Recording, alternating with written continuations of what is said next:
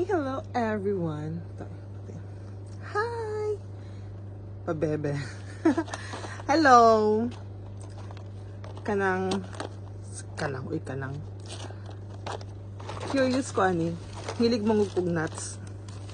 Hilig kog mga nuts, mga sa panang klase ng mga nuts. So, karon gusto na ko siya i-content. Gusto na ko siya i-try tanan. Kaya nakita mo good na ko tong vlog ni Brendamage, akong idol. Akong idol.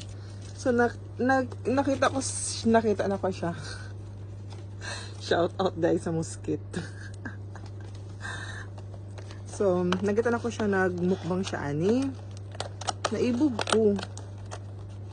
Nya, mo to, naman ko nakita sa grocery. Ngayon, ani na, ito na, remember na ko si Brendamage. So, akong gipalit ko, kaya gusto po na ko siya itry.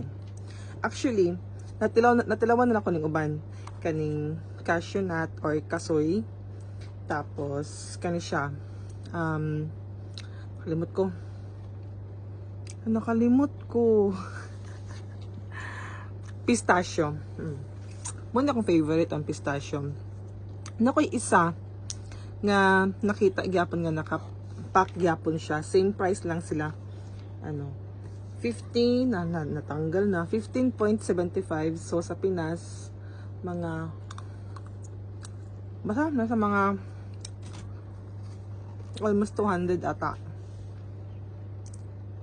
Nana yung price.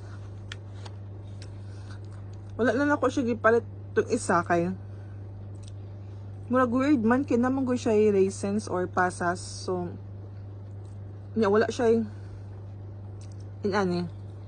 pistachio, which is akong favorite. So wala na ako siya gipalit. So kanina lang isang klase akong gipalit.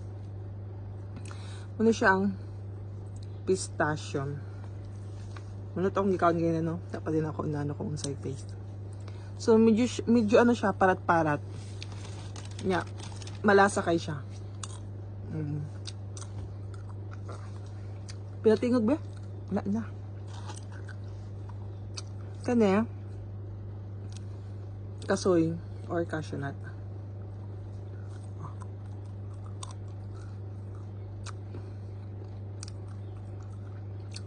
One of my favorite po nila ako na siya nga nuts.